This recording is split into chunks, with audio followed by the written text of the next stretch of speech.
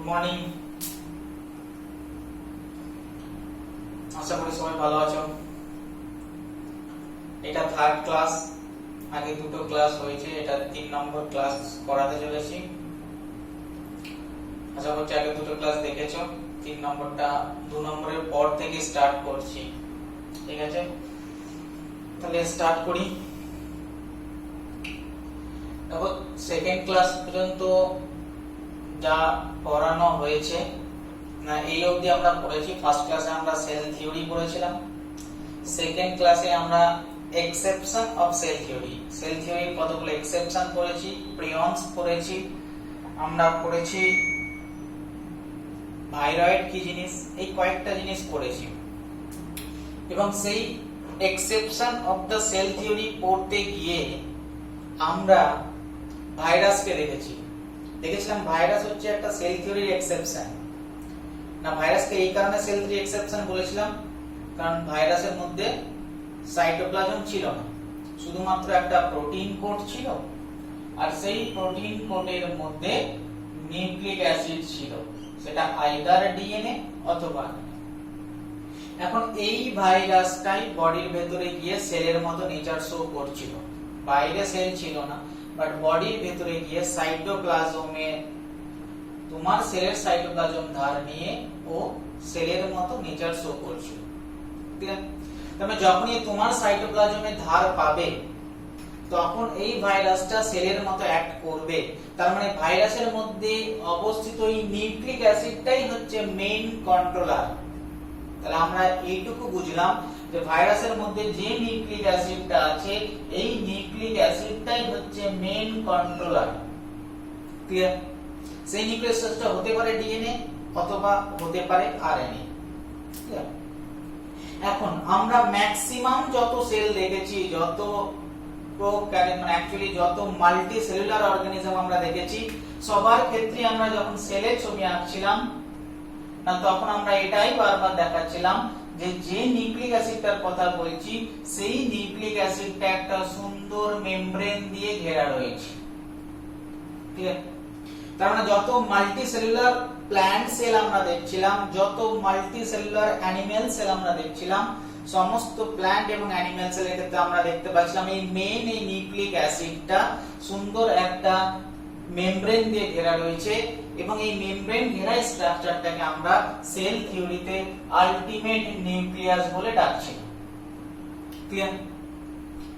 But আবার যখন আমরা মাল্টি সেলুলার না দেখে আমরা বিভিন্ন ইউনিসেলুলার অর্গানিজমের দিকে যখন চোখ পড়লো, আমরা একটা ইউনিসেলুলার অর্গানিজমের দিকে যখন দেখলাম, একটা এককোষী সেলকে যখন দেখলাম তার ভেতরেও এই নিউক্লিক অ্যাসিডটা রয়েছে, বাট তার ভেতরে নিউক্লিক অ্যাসিডের বাইরে সুন্দর মেমব্রেন বাউন্ডেড কোন স্ট্রাকচার নেই। ক্লিয়ার? তাহলে এটাও একটা নিউক্লিয়াস, যে নিউক্লিয়াসের চারিপাশে কোনো মেমব্রেন বাউন্ডেড স্ট্রাকচার নেই ইউনিসেলুলার অর্গানিজমের ক্ষেত্রে। এটাও একটা নিউক্লিয়াস, বাট এর নিউক্লিক অ্যাসিডের চারিদিকে সুন্দর মেমব্রেন বাউন্ডেড স্ট্রাকচার রয়েছে, সুন্দর মেমব্রেন বাউন্ডেড। ক্লিয়ার? তো তখন তার মানে এই নিউক্লিয়াস আর এই নিউক্লিয়াস দুটো সেম না। তো সায়েন্টিস্টরা বললো ভাই নিউক্লিয়াসের আরো একটা নাম রয়েছে, নিউক্লিয়াসকে আমরা ক্যারিয়ন বলতে পারি। নিউক্লিয়াসের আরো একটা ইটালিয়ান ভাষায় আমরা নিউক্লিয়াসকে ক্যারিয়ন বলে থাকি। তার মানে এটাও একটা নিউক্লিয়াস মানে এটাও একটা ক্যারিয়ন, এটাও একটা নিউক্লিয়াস মানে এটাও একটা ক্যারিয়ন, বাট দুটো ক্যারিয়ন সেম না, দুটো নিউক্লিয়াস সেম না। এই নিউক্লিয়াসের চারিপাশে মেমব্রেন আছে, এর চারিপাশে মেমব্রেন নেই। তাই আমরা বললাম এই নিউক্লিয়াসটা আগে ছিল, এটা আধুনিক নিউক্লিয়াস। যেহেতু আগেকে আমরা অনেক সময় কোনো জিনিস আগে হলে আমরা এই আগে ওয়ার্ডটাকে বোঝানোর জন্য আমরা একটা ওয়ার্ড ইউজ করে থাকি, দিস ইজ দ্য প্রো। সেজন্য এই নিউক্লিয়াসটাকে বলা হলো pro nucleus, so this is called the prokaryon. Clear? আর এই নিউক্লিয়াসটা পরে এসেছে এবং অনেক আধুনিক এবং অনেক প্রকৃত। তো প্রকৃত বা আধুনিককে আমরা অনেক সময় ইউ বলে ডিনোট করে থাকি, তাই এই নিউক্লিয়াসটার নাম হয়ে গেল ইউক্যারিয়ন। ইউ শব্দের অর্থ হচ্ছে গুড, ভালো। তাহলে একটা নিউক্লিয়াসের নাম হয়ে গেল প্রোক্যারিয়ন, একটা নিউক্লিয়াসের নাম হয়ে গেল ইউক্যারিয়ন। আর যে সমস্ত অর্গানিজমের ক্ষেত্রে এই প্রোক্যারিয়ন আদি নিউক্লিয়াস পাওয়া গেল, সেই সমস্ত অর্গানিজম গুলোকে আমরা এক কথায় বলে দিলাম they all are prokaryotic organism. আর যে সমস্ত অর্গানিজমের মধ্যে পর্দা ঘেরা প্রকৃত নিউক্লিয়াস পাওয়া গেল, ইউক্যারিয়ন পাওয়া গেল, সেই সমস্ত অর্গানিজম গুলোকে আমরা বলে দিলাম ইউক্যারিওটিক অর্গানিজম। ক্লিয়ার?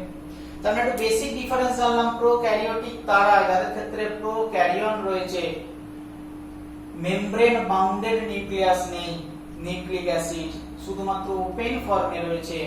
আর ইউক্যারিয়ন হচ্ছে সেই নিউক্লিয়াস যাদের মধ্যে মেমব্রেন বাউন্ডেড রয়েছে নিউক্লিক অ্যাসিড, এবং সেই সেলগুলোকে বলা হয় ইউক্যারিওটিক সেল। এখন আমরা এটাই জানি যে যত মাল্টি সেলুলার অর্গানিজম রয়েছে, যত মাল্টি সেলুলার অর্গানিজম বলতে আমরা অ্যানিমেল কেও বলতে পারি, আমরা প্ল্যান্ট কেও বলতে পারি, সবার ক্ষেত্রে এই ইউক্যারিয়ন পাওয়া যায়, কারণ সবাই ইউক্যারিওটিক সেল দিয়ে তৈরি। বাট প্রোক্যারিয়নের কথা যখন বলবো, প্রোক্যারিওটিক সেলের কথা যখন বলবো, ম্যাক্সিমাম ক্ষেত্রে প্রোক্যারিওটিক সেল এককোষীদের ক্ষেত্রেই পাওয়া যায়, ইউনিসেলুলারদের ক্ষেত্রেই পাওয়া যায়। ক্লিয়ার? এখন তোমার যদি এই যতক্ষণ ধরে পড়ালাম এইখানের মধ্যে সেরকম কোনো কোশ্চেন নেই, বাট তোমাকে একটা কোশ্চেন এখান থেকে আসতে পারে, তাহলে প্রোক্যারিওটিক সেল কোন কোন সেলগুলোকে আমরা প্রোক্যারিওটিক সেল বলবো? The example of prokaryotic cell, prokaryotic সেলের কি কি এক্সাম্পল হতে পারে। ক্লিয়ার? তাহলে একটা এখান থেকে এমসিকিউ আসতে পারে, সেটা হচ্ছে নিম্নলিখিত কোন সেলটা প্রোক্যারিওটিক সেল, তার মানে এক্সাম্পল একটা আসতে পারে যে প্রোক্যারিওটিক সেলের এক্সাম্পল কোনটি। এখন তুমি যখন নেক্সট কিছুদিন পরে বায়োলজিক্যাল ক্লাসিফিকেশন পড়বে, তখন আমি আগের ক্লাসেই বলেছি যে টোটাল 5টা কিংডম রয়েছে, Monera, Protista, Plantae, Animalia and Fungi. Clear? এই 5টা কিংডমের মধ্যে মোনেরা বলে যে কিংডমটা রয়েছে, এই মোনেরা কিংডমে যত অর্গানিজম পড়ে সমস্ত অর্গানিজমই হচ্ছে এককোষী এবং সমস্ত সেল হচ্ছে প্রোক্যারিওটিক সেল। তাহলে যদি ব্রড অ্যাসপেক্টে প্রোক্যারিওটিক সেলের एग्जांपल দিই, তাহলে আমরা বলতেই পারি kingdom Monera. Kingdom Monera is the example of the prokaryotic cell. Clear? এখন তুমি এই কোশ্চেন করলে মোনেরার মধ্যে কোন কোন গুলোকে আমরা প্রোক্যারিওটিক সেলের মধ্যে ফেলে থাকি, না এনসিইআরটি আমাদের মোনেরার মধ্যে 4টে টাইপের অর্গানিজমকে ফেলেছে। কোন 4টে টাইপের অর্গানিজমকে ফেলেছে? না মোনেরার মধ্যে পড়েছে cyanobacteria, also called the blue green algae, B for blue, G for green, A for algae. Second মোনেরার মধ্যে পড়েছে অ্যাক্টিনোমাইসিটিস। ক্লিয়ার? অ্যাক্টিনোমাইসিটিস পড়েছে মোনেরার মধ্যে। আর কারা মোনেরার মধ্যে পড়ে? না যত ব্যাকটেরিয়া রয়েছে সমস্ত ব্যাকটেরিয়াই মোনেরার মধ্যে পড়ে থাকে। আর কারা মোনেরার মধ্যে পড়ে থাকে? না আরো একটা অর্গানিজম মোনেরার মধ্যে পড়ে থাকে, তার নাম হচ্ছে মিউকোপ্লাজমা। ক্লিয়ার? তার মানে অ্যাকচুয়ালি মোনেরা কিংডমের মধ্যে যত অর্গানিজম গুলো রয়েছে তার মধ্যে মেইন 4টে টাইপের অর্গানিজমকে আমরা কনসিডার করে থাকি। First cyanobacteria or blue green algae, যা সম্পর্কে তুমি মোনেরা কিংডম পড়া থেকে তোমাকে পড়ানো হবে। সেকেন্ড অ্যাক্টিনোমাইসিটিস, থার্ড পরে ব্যাকটেরিয়া, যত ব্যাকটেরিয়া আছে তোমরা যত ব্যাকটেরিয়ার নাম শুনবে সমস্ত ব্যাকটেরিয়া মোনেরার মধ্যে পড়ে, তার সমস্ত ব্যাকটেরিয়াই প্রোক্যারিওটিক। আর কি করব? মিউকোপ্লাজমা। ক্লিয়ার? এই 4টের মধ্যে এখানে তোমাকে এই দুটো কি পড়তে হবে? ব্যাকটেরিয়া সম্পর্কে পড়তে হবে, প্রোক্যারিওটিক সেল ব্যাকটেরিয়া, তোমাকে পড়তে হবে প্রোক্যারিওটিক সেল মিউকোপ্লাজমা। বাট এটা পড়ার আগে আরেকটা কোশ্চেন এখান থেকে আছে, যেটা বলে দেওয়া হয় না এই ব্যাকটেরিয়া, তুমি যদি একটা ব্যাকটেরিয়ার ইউনিসেলুলার এককোষী, ব্যাকটেরিয়াগুলো মেইনলি এককোষী হয়ে থাকে, তুমি যে একটা ব্যাকটেরিয়ার তোমাকে জিজ্ঞেস করা যে ব্যাকটেরিয়ার আকার কত বড়, ব্যাকটেরিয়া কত বড় হয়ে থাকে, না ব্যাকটেরিয়া যদি তুমি আয়তন দেখে দেখো তুমি দেখবে 3 to 5 মাইক্রোমিটার, 3 to 5 মাইক্রোমিটার। ঠিক আছে? ঠিক সেরকম তুমি একটা মাইক্রোপ্লাজমা যদি আয়তন দেখে থাকো, তুমি দেখবে মাইক্রোপ্লাজমার আয়তন হচ্ছে 0.1 to 0.3 মাইক্রোমিটার। ক্লিয়ার? তার মানে যে ব্যাকটেরিয়া এবং মাইক্রোপ্লাজমা দুজনাই দেখো অত্যন্ত ছোট 3 to 5 মাইক্রোমিটার। আরেকজন মিউকোপ্লাজমা, এর আয়তন হচ্ছে 0 মিউকো নয় মাইকো, তাই বলছি না, মাইকোপ্লাজমা এর আয়তন হচ্ছে 0.1 to 0.3 মাইক্রোমিটার। এটা বলার কারণটা কি?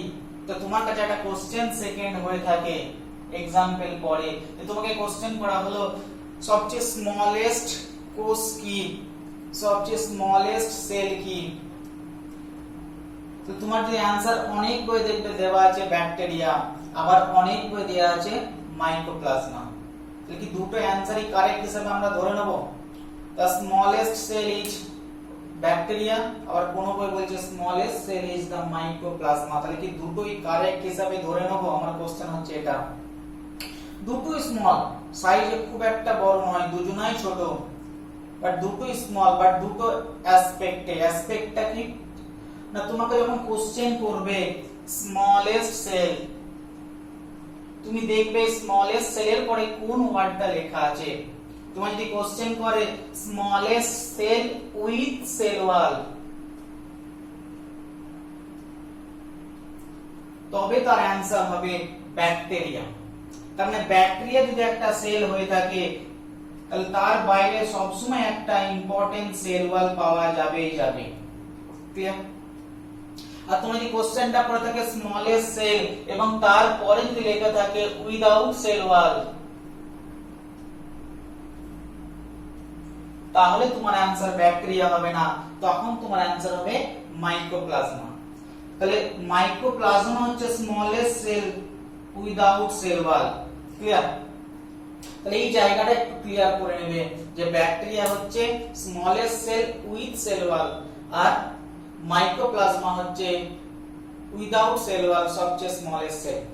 না, যখনই তুমি স্মলেস্ট সেল পড়বে, প্যারালালি তোমাকে এমসিকিউ এর জন্য আরো কতগুলো তোমাকে পড়ে নিতে হবে। তোমাকে পড়তে হবে লংগেস্ট প্ল্যান্ট সেল কি, তোমাকে জানতে হবে লংগেস্ট অ্যানিমাল সেল কি, তোমাকে প্যারালালি জানতে হবে লার্জেস্ট অ্যানিমাল সেল কি, লার্জেস্ট ফাঙ্গাই কি। ক্লিয়ার? তাহলে প্যারালালি তুমি স্মলেস্ট সেলের সাথে সাথে বাড়িতে কাজ রইল লার্জেস্ট প্ল্যান্ট সেল কি, লার্জেস্ট অ্যানিমাল সেল কি পড়বে। তুমি পড়বে লংগেস্ট প্ল্যান্ট সেল কি, লংগেস্ট অ্যানিমাল সেল কি। এই কয়েকটা ডাটা এমসিকিউ এর জন্য তোমাকে পড়ে রাখতে হবে। এখন দেখো, যখন আমি ব্যাকটেরিয়ার কথা বললাম বা মাইকোপ্লাজমার কথা বললাম, যখন এর সাইজ আমি লিখছিলাম, সাইজ লেখার সময় পাশে একটা ইউনিট লিখেছি। কি ইউনিট লিখেছি পাশে একটা? না, এই ইউনিটটা হচ্ছে মাইক্রোমিটার। এই ইউনিটটা হচ্ছে মাইক্রোমিটার। দেখো, ইউনিট নিয়ে তোমাদের খুব কনফিউশন হয়। দেখবে কয়েকটা ইউনিট খুব কমন। একটা হচ্ছে মাইক্রোমিটার, ক্লিয়ার? একটা হচ্ছে অ্যাংস্ট্রম, একটা হচ্ছে ন্যানোমিটার। আজকে লিখে দিচ্ছি, এটা একদম আজকে কোন একটা জায়গায় ভালো করে লিখে রাখবে, কারণ এখন যখন তুমি ব্যাকটেরিয়া পড়বে ততক্ষণ পর্যন্ত ইউনিটটাকে তুমি মাইক্রোমিটার হিসেবে ইউজ করবে। যখন তুমি ডিএনএ পড়বে, যখনই ক্রোমোজোম পড়তে যাবে, তখন দেখবে সেখানে অ্যাংস্ট্রম ইউজ হচ্ছে অথবা ন্যানোমিটার ইউজ হচ্ছে। ক্লিয়ার? ফলে কখনো তোমাকে অ্যাংস্ট্রমের উত্তর না দিয়ে ন্যানোমিটারে দিতে পারে, আবার কখনো ন্যানোমিটারে না দিয়ে অ্যাংস্ট্রমে দিতে পারে। কোন কোন জায়গায় তুমি আয়তনটা অ্যাংস্ট্রমে জানো, বাট অ্যানসার তোমাকে মাইক্রোমিটারে দেওয়া আছে। ফলে এই তিনটের মধ্যে রিলেশনশিপটা তোমাকে খুব ভালোভাবে জানতে হবে। কি রিলেশনশিপটা? না, আমি লিখে দিলাম, আমি এইভাবে লিখছি, angstrom is equal to nanometer is equal to micrometer. না কি হবে? না 1 angstrom is equal to 10 to the power -1 এক is equal to 10 to the power -4 micrometer. Clear? তাহলে এই জায়গাটা তোমাকে মনে রাখতে হবে। 1 angstrom is equal to 10 to the power -1 nanometer is equal to 10 to the power -4 micrometer. তার মানে 1 angstrom is equal to 10 to the power -4 micrometre. তাহলে এই কনভার্সেশনটা মনে রাখতে হবে। তাহলে 5 নম্বর ধরে তোমাকে কোনো ইউনিট দিয়ে যদি কোনো কোশ্চেন দেয়া থাকে, আশা করছি ইউনিট রিলেটেড এমসিকিউ গুলো তুমি সলভ করতে পারবে। এখানে আরো একটা ইউনিট রিলেটেড কোশ্চেন দেয়া থাকে। তোমায় কোশ্চেন করা হয় যে ব্যাকটেরিয়া বা প্রোক্যারিওটিক সেলকে মেজারমেন্ট করার জন্য সবচেয়ে অ্যাকুরেট আমরা কোন ইউনিটটাকে ব্যবহার করে থাকি। তবে এখানে লেখাই আছে আমরা কোন ইউনিটটাকে ব্যবহার করে থাকি। তাহলে অ্যাকচুয়ালি প্রোক্যারিওটিক সেল বা ব্যাকটেরিয়া সেলকে মেজার করার জন্য আমরা সবচেয়ে আইডিয়াল মাইক্রোমিটারকে ইউজ করে থাকি। ঠিক আছে, তাহলে এই কয়েকটা জায়গায় একটু ক্লিয়ার হয়ে থাকবে, কখনো যদি কোশ্চেন দেয় যেন গলিয়ে না যায়। ঠিক আছে, কারণ আমাকে প্রোক্যারিওটিক সেল পড়তে গেলে আমাকে দুজন সম্পর্কে জানতে হবে ডিটেইলসে। একটা হচ্ছে ব্যাকটেরিয়া সম্পর্কে ডিটেইলসে জানতে হবে, আর একটা হচ্ছে মাইক্রোপ্লাজমা সম্পর্কে ডিটেইলসে জানতে হবে। তাহলে আজকে আমরা ফার্স্ট মাইক্রোপ্লাজমা পড়ব, এটা কমপ্লিট হয়ে গেলে নেক্সট আমরা প্রোক্যারিওটিক সেলের মধ্যে ব্যাকটেরিয়া পড়া শুরু করব। কারণ আমরা প্রোক্যারিওটিক সেলে এন্ট্রি করে গেছি সেকেন্ড পার্টে, এবং তার মধ্যে আমরা ফার্স্ট এক্সাম্পল মাইক্রোপ্লাজমা সম্পর্কে পড়ব।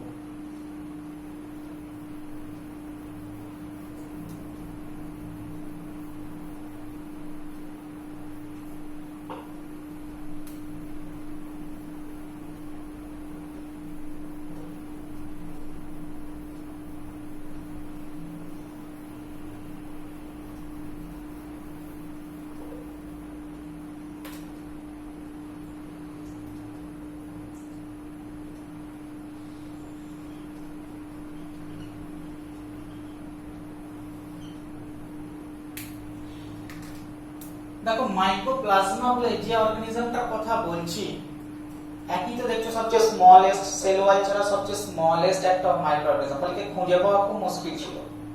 বলে যে খুঁজে পেয়েছে তার নামটা আমাকে মনে রাখতেই হবে, ক্রেডিট তো তাকে দিতেই হবে। তো দুজন সায়েন্টিস্ট ফার্স্ট মাইক্রোপ্লাজমাকে খুঁজে পেয়েছে।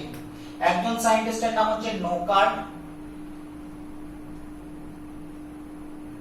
আরেকজন সায়েন্টিস্টের নাম হচ্ছে রাউস। এই দুজন সায়েন্টিস্ট, একটা হচ্ছে নোকার্ড এবং রাউস, এই দুজন সায়েন্টিস্ট ফার্স্ট মাইক্রোপ্লাজমাকে খুঁজে পেয়েছিল। বাট খুঁজে কোথায় পেয়েছিল?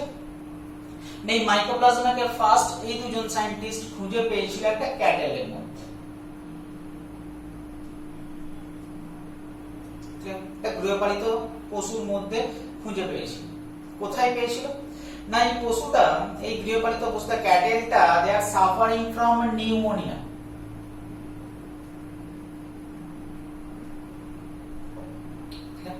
সে নিউমোনিয়া রোগে ভুগছিল। তো সেই নিউমোনিয়া রোগে তার লাংসে, এখন নিউমোনিয়া অ্যাকচুয়ালি রেসপিরেটরি সিস্টেমের প্রবলেম, তোমরা পরে পড়বে। নিউমোনিয়া হচ্ছে আমাদের রেসপিরেটরি সিস্টেমের প্রবলেম, শ্বাস প্রশ্বাস নিতে অসুবিধা হয়ে থাকে। এরপর নিউমোনিয়া সম্পর্কে ডিটেইলসে বলা হবে তোমাকে, হেলথ এন্ড ডিজিজ চ্যাপ্টার পড়াতে গিয়ে বলবো নিউমোনিয়া কি জিনিস, কিভাবে হয় না হয় সবই জানবে। বাট এখন শুধু নামটা মনে রাখো, নিউমোনিয়া। এখন এই নিউমোনিয়াতে কি হয়েছিল না, আমি আমাদের হিউম্যান লাংস এর যদি ছবি এঁকে থাকি বোঝানোর জন্য, ধরো এটা হিউম্যান লাংস। এই লাংসের বাইরের দিকে আমরা সবাই জানি লাংসের বাইরের কভারিং কে প্লুরা বলা হয় থাকে। তাহলে আমরা সবাই জানি লাংসের বাইরের কভারিং কে প্লুরা বলা হয় থাকে। এই লাংস এবং প্লুরার মাঝে দুই রকম প্লুরা থাকে, পরে জানবে। এই জায়গাটা একটা প্লুরা থাকে, একটা ফ্লুইড পাওয়া যায়, এই ফ্লুইডটাকে বলা হয় প্লুরাল ফ্লুইড। এই ফ্লুইডটার নাম হচ্ছে প্লুরাল ফ্লুইড। এখন সায়েন্টিস্টরা জানতো যে নিউমোনিয়া ব্যাকটেরিয়া দিয়ে হতে পারে, নিউমোনিয়া ভাইরাস দিয়ে হতে পারে। ঠিক আছে, তার মানে কাল যদি নিউমোনিয়া হয়ে থাকে তাহলে তার এই প্লুরাল ফ্লুইডে ব্যাকটেরিয়া কিংবা ভাইরাস পাওয়া যাবে যদি কালচার ফ্লুইডটা যদি কালেক্ট করা হয়। তাহলে এই ভদ্রলোক কি করেছেন, ওই ব্যাকটেরিয়া বা ভাইরাসের ওই প্লুরাল ফ্লুইড থেকে উনি কালেক্ট করেছিলেন।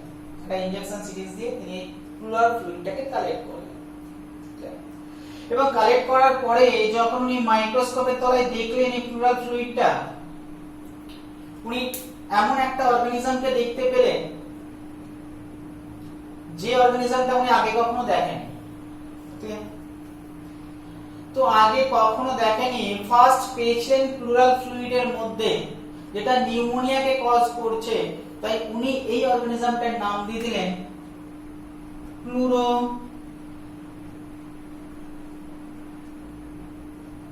নিউমোনিয়া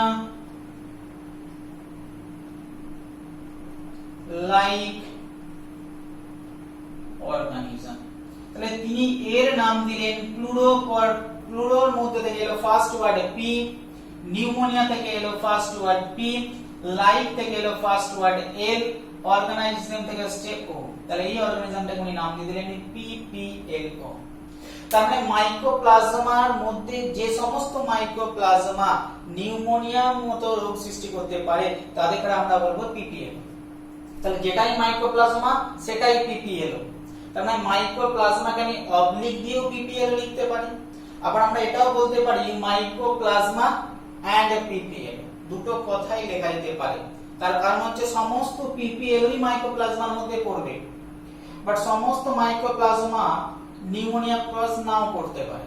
তাহলে সেই অর্থে সমস্ত পিপিএলই মাইক্রোপ্লাজমা। ক্লিয়ার? আমি অবলিক দিয়ে লিখতে পারি, আবার আমরা এটা লিখতে পারি মাইক্রোপ্লাজমা এন্ড পিপিএল, কারণ অন্য কোনো মাইক্রোপ্লাজমা এবং তার সাথে পিপিএলও রয়েছে। তাহলে কথাটা যেহেতু এনসিইআরটি তে দুই জায়গায় দুই রকম ভাবে লেখা আছে, এক জায়গায় মাইক্রোপ্লাজমা এন্ড পিপিএলও লেখা আছে, আর একটা জায়গায় মাইক্রোপ্লাজমা অবলিক পিপিএলও লেখা আছে। ফলে এই দুটো জায়গায় যেন আলাদাভাবে ভেবে নিও না, জিনিসটা ক্লিয়ার হয়ে গেল আশা করছি। তাহলে এই প্লুরো নিউমোনিয়া লাইক অর্গানিজম যেটা উনি পেয়েছেন, উনি বলতে পারছিলেন যে ভাই এটা কাকে ফেলবো, এটা ব্যাকটেরিয়া বলবো না ভাইরাস বলবো, কনফিউশন। তো আমরা উনি কেন সেকেন্ড কোশ্চেন তাহলে উনাকে ভাইরাস কেন বললেন না? তাহলে মাইক্রোপ্লাজমা কি ভাইরাস? কারণ আমরা জানি ব্যাকটেরিয়াও নিউমোনিয়া কজ করতে পারে, আবার ভাইরাসও নিউমোনিয়া কজ করতে পারে। তাহলে আমরা মাইক্রোপ্লাজমাকে কার মধ্যে ফেলবো, ভাইরাসের মধ্যে ফেলবো না ব্যাকটেরিয়ার মধ্যে ফেলবো? তখন তিনি ভালো করে মাইক্রোপ্লাজমাকে ফলো করতে লাগলেন, দেখি তাহলে স্ট্রাকচারটা কার সঙ্গে মিলছে। তো তিনি বললেন মাইক্রোপ্লাজমাকে আমি ভাইরাসের মধ্যে কখনোই ফেলতে পারি না। কি কারণে ফেলতে পারি না? তার কারণ হচ্ছে আমরা একটা জিনিস দেখেছি, ভাইরাস তোমাদের যখন আমি পড়িয়েছি আমি বলেছিলাম এটা যদি বাইরেরটা হচ্ছে প্রোটিন কোড এবং তার ভেতরে নিউক্লিক অ্যাসিড থাকে, আর এই নিউক্লিক অ্যাসিডটা আইদার ডিএনএ হতে পারে অথবা আরএনএ হতে পারে। তার মানে যে কোনো একজন থাকবে ভাইরাসের ক্ষেত্রে, হয় ডিএনএ থাকবে নয় আরএনএ থাকবে। বাট মাইক্রোপ্লাজমাতে তিনি যখন ফলো করলেন উনি দেখলেন এর ভেতরে ডিএনএও রয়েছে আবার এর ভেতরে আরএনএও রয়েছে। তার মানে এর মধ্যে ডিএনএও আছে, এর মধ্যেও আরএনএও আছে। ক্লিয়ার? তাহলে নিশ্চয়ই এটা ভাইরাস নয়, ভাইরাসের মধ্যে একটা থাকতো, এখানে দুটো আছে। তাহলে সেই কারণে আমরা মাইক্রোপ্লাজমার মধ্যে ভাইরাসের মধ্যে ফেলতে পারি না। আর একটা কারণ আমরা দেখেছিলাম, ভাইরাস সেলের বাইরে যতক্ষণ নাকি তুমি তোমার প্রোটোপ্লাজম ধার দিচ্ছিলে ততক্ষণ পর্যন্ত সেলের মতো নেচার করতে পারছিল না। সেলের বাইরে, বডির বাইরে, হোস্টের বাইরে actually acellular or non cellular nature show করছিল। বাট তুমি যদি একটা মাইক্রোপ্লাজমাকে হোস্টের বাইরেও যদি রেখে দাও দেখবে সেখানেও ও সেলের মতো নেচার শো করছে। তার মানে without host cell it also act as a cell। তার মানে উইদাউট হোস্ট, হোস্ট ছাড়া, কারণ আমরা একটা হোস্ট হতে পারি, হোস্ট ছাড়াও আমাদের বডিতে না থাকলেও বডির বাইরেও মাইক্রোপ্লাজমা একটা সেল হিসাবে অ্যাক্ট করতে পারে। তাহলে without host it also act without host it also act as a cell। তাহলে এই দুটো কারণে ওই দুজন সায়েন্টিস্ট ভাইকে ভাইরাস বলতে পারলেন না। তাহলে ব্যাকটেরিয়া বলবো, বলে ঠিক আছে ব্যাকটেরিয়া বলা যায় কিনা দেখা যাক। তো আমরা জানি ব্যাকটেরিয়া খুবই ছোট, ভাইরাসও যদিও ছোট। তো ব্যাকটেরিয়া কিনা জানার জন্য আমাদের কাছে একটা ফিল্টার আছে, যে ফিল্টারটাকে আমরা বলে থাকি ব্যাকটেরিওলজিক্যাল ফিল্টার। এই যে ফিল্টারটা পাওয়া যায় এই ফিল্টারটাকে আমরা বলে থাকি ব্যাকটেরিওলজিক্যাল ফিল্টার। জানলেও চলবে। এই ফিল্টারটাকে আমরা বলবো bacteriological filter. What is the function of this filter? এই ফিল্টারটার function if the organism passed through this filter that organism not like a bacteria, মানে এটাই বলা হলো না যদি কোনো অর্গানিজম ব্যাকটেরিয়া হয়ে থাকে তাহলে সেই অর্গানিজমটা যখন এই ফিল্টারের মধ্যে দিয়ে যাবে সে যদি ব্যাকটেরিয়া হয়ে থাকে তার সেল ওয়ালটা এমন যে তারা অবশ্যই এই ফিল্টারের মধ্যে আটকে যাবে। তাহলে যদি ও ব্যাকটেরিয়া হতো তাহলে নিশ্চয়ই ফিল্টারের মধ্যে আটকে যাবে। তো তারা কি করলো এই পিপিএলওটাকে নিয়ে সেই ফিল্টারের মধ্যে ফেলে দিল। দেখা যাক কি রেজাল্ট দাঁড়ায়। না যখন এই পিপিএলওটাকে ফিল্টারের মধ্যে দিয়ে ফেললো দেখলো যে পিপিএলওটা ফিল্টারকে ক্রস করে বেরিয়ে চলে গেল। যা ব্যাকটেরিয়া কিনা বলবো কি করে, ব্যাকটেরিয়া তো আটকে যেত। তো বলো ভাই ব্যাকটেরিয়াও কি করে বলবো, ব্যাকটেরিয়া তো আটকে যেত। তাহলে ব্যাকটেরিয়া বলতে পারবো না, ভাইরাসও বলতে পারবো না, কি তাহলে কি আটকানোটাই বা কেন? তখন এর ভিতরে জিনিসপত্র দেখলো বলো ভাই সবই তো ব্যাকটেরিয়ার মতো লাগছে, বাট ব্যাকটেরিয়া ফিল্টারে আটকাচ্ছে না। তখন তারা জিনিস দেখলো বলে এর কারণ হচ্ছে মেইনলি এই ফিল্টারটা ব্যাকটেরিয়ার সেল ওয়ালকে রিকগনাইজ করতে পারে। বাট এই যে অর্গানিজমটা আছে, যে অর্গানিজমের বাইরে কোনো সেল ওয়াল নেই, শুধুমাত্র প্লাজমা মেমব্রেন পাওয়া যাচ্ছে। তো যদি ব্যাকটেরিয়া হতো তাহলে ব্যাকটেরিয়ার বাইরে যেমন একটা প্লাজমা মেমব্রেন থাকতো, পরে ব্যাকটেরিয়া নেক্সট ক্লাসে আমরা ব্যাকটেরিয়া ডিটেইলস পড়ব, আর তার বাইরে একটা সেল ওয়াল থাকতো। তাহলে ব্যাকটেরিয়া দুটো মেমব্রেন, একটা প্লাজমা মেমব্রেন, তার বাইরে সেল ওয়াল, তার বাইরে একটা লেয়ার থাকতে পারে না থাকতে পারে, নেক্সট দিন হবে।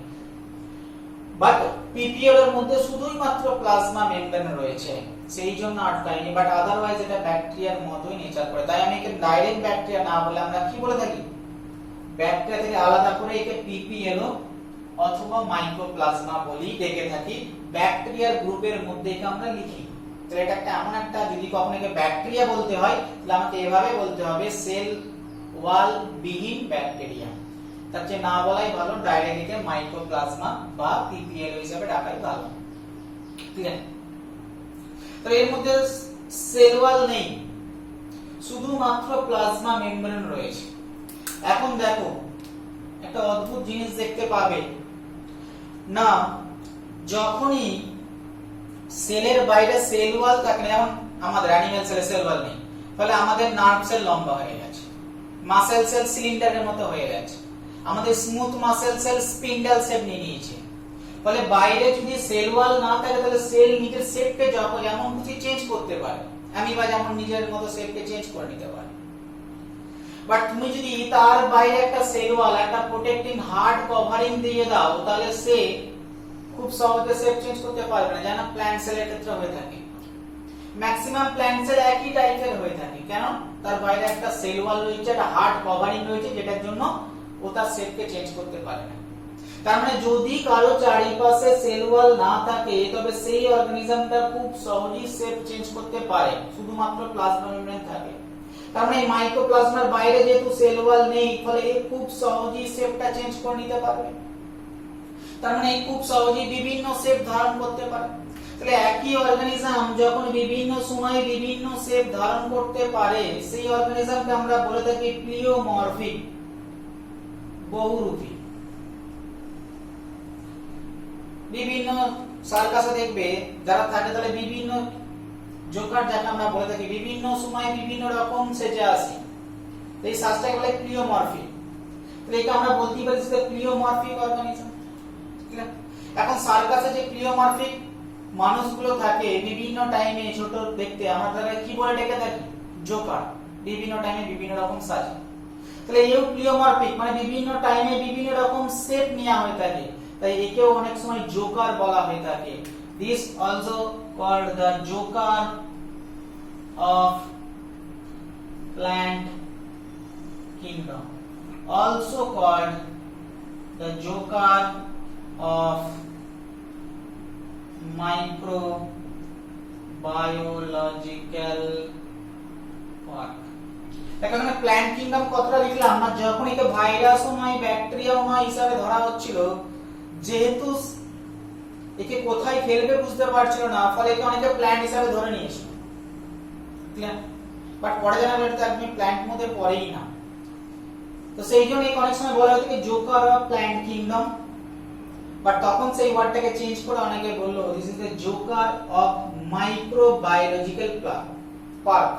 তো এটা প্ল্যান্ট কিংডম থেকে যখনই বাদ দিয়ে দেওয়া হলো তখন এই জোকারের পরে প্ল্যান্ট কিংডম টার্মটা আমরা না বলে আমরা বলে থাকি Joker of microbiological park. But এখন দেখো অনেক সময় কোশ্চেনটা দেয়া হয়ে থাকে যে জোকার অফ প্ল্যান্ট কিংডম কাকে বলা হয়, তাহলে অ্যানসার হবে পিপিএলও অর মাইকোপ্লাজমা। বাট তোমাকে যদি এইভাবে কোশ্চেন দেয়া থাকে জোকার অফ মাইক্রোবায়োলজিক্যাল পার্ক কাকে বলা হয়, অ্যানসার সেম হবে মাইকোপ্লাজমা অর পিপিএলও। তার মানে আমরা 6 নম্বর কোশ্চেন হিসাবে আমরা জানলাম যে পিপিএলও ডিসকভার কে করেছেন, ডিসকভারি অফ পিপিএলও। আমরা জানলাম 7 নম্বর এমসিকিউ না জোকার অফ প্ল্যান্ট কিংডম কাকে বলা হয় অথবা জোকার অফ মাইক্রোবায়োলজিক্যাল পার্ক কাকে বলা হয়। আমরা এটাও জানলাম না মাইকোপ্লাজমাকে আমরা ভাইরাস কেন বলি না, আমরা ভাইরাস ভার্সেস পিপিএলও, এই সব কটা আমরা জানলাম। তাহলে আমরা মোটামুটি আজকের এই এতক্ষণ পর্যন্ত ক্লাসে আমরা এই 8টা টাইপের কোশ্চেন নিয়ে আলোচনা করলাম। আমরা জানলাম প্রোক্যারিওটিক সেলের एग्जांपल কি, আমরা বললাম পুরো মনেরা কিংডমে যত অর্গানিজম তাদের আমরা প্রোক্যারিওটিকের মধ্যে ফেলে থাকি, তার মধ্যে 4টে গ্রুপ পড়ে থাকে। কোন কোন 4টে গ্রুপ পড়ে থাকে না, তার মধ্যে এই কয়েকটা গ্রুপের মধ্যে বললাম। ফার্স্ট বলেছিলাম সায়ানোব্যাকটেরিয়া বা ব্লু গ্রিন অ্যালগি, তারপরে বলেছিলাম অ্যাক্টিনোমাইসিটিস যেগুলো আমরা মনেরা পড়তে গিয়ে কিংডম পড়তে গিয়ে পড়বো, তারপরে বলেছিলাম ব্যাকটেরিয়া, তারপরে বলেছিলাম মাইকোপ্লাজমা। না ব্যাকটেরিয়া এবং মাইকোপ্লাজমা যখন তাহলে এই ছিল एग्जांपल। সেকেন্ড এলাম ব্যাকটেরিয়া এবং মাইকোপ্লাজমা যখন মেজারমেন্ট করলাম দেখলাম দুজনাই ছোট, তাহলে স্মলেস্ট সেল কাকে বলবো, তো বললাম যদি কোশ্চেন থাকে উইথ সেল ওয়াল তাহলে বলবো ব্যাকটেরিয়াকে। ক্লিয়ার, মেজারমেন্টটা দেখবে এনসিইআরটি ছবিতে নিচে লেখা আছে ব্যাকটেরিয়ার মেজারমেন্ট কত। যদি কোশ্চেন করে উইদাউট সেল ওয়াল তাহলে মাইকোপ্লাজমাকে, এরও মেজারমেন্ট আমি বললাম। এবং মেজারমেন্ট লেখার সময় একটা ইউনিট ইউজ করেছিলাম, মাইক্রোমিটার ইউনিটটা ইউজ করেছিলাম। তো তখন আমরা বললাম বিভিন্ন জায়গায় বিভিন্ন রকম ইউনিট পাবে, এখানে যেমন মাইক্রোমিটার পেয়েছো, কখনো পাবে অ্যাংস্ট্রম পাবে, কখনো তুমি ন্যানোমিটার পাবে। তাহলে ইউনিটগুলোর মধ্যে যে রিলেশনশিপটা সেটা তোমাকে জানতে হবে, ইউনিট বেস কিছু কোশ্চেন আসতে পারে। যখনই তুমি স্মলেস্ট জেনেছিলে আমি বলেছিলাম তোমাকে প্যারালালি জানতে হবে লংগেস্ট প্ল্যান্ট সেল কি, লংগেস্ট অ্যানিমাল সেল কি, আমি তার প্যারালালি জানতে বলেছিলাম লার্জেস্ট অ্যানিমাল সেল কি, লার্জেস্ট ফাঙ্গাস সেল কি। এই एग्जांपल গুলো দিয়ে কোশ্চেন আসবে, এর চেয়ে বেশি জানতে যাবে না। তারপরে বলেছিলাম যে আমরা যখনই প্রোক্যারিওটিক সেল সম্পর্কে পড়ব দুজন এখানে পড়তে হবে আমাদের সেল চ্যাপ্টারতে, একজনের নাম হচ্ছে মাইকোপ্লাজমা আর একজনের নাম হচ্ছে ব্যাকটেরিয়া। তাহলে আজকে আমি স্টার্ট করেছিলাম মাইকোপ্লাজমা। সেই মাইকোপ্লাজমা পড়তে গিয়ে জেনেছিলাম যে মাইকোপ্লাজমা কে ডিসকভারি করেছিলেন, কেন একে পিপিএলও বলা হয় এটা পড়েছি। আমরা এটা বলেছিলাম একে ভাইরাস বলবো না ব্যাকটেরিয়া বলবো, না ভাইরাস কি কারণে বলবো না সেটা আমরা বললাম, না ব্যাকটেরিয়া বলবো, একে ডাইরেক্ট কেন ব্যাকটেরিয়ার মধ্যে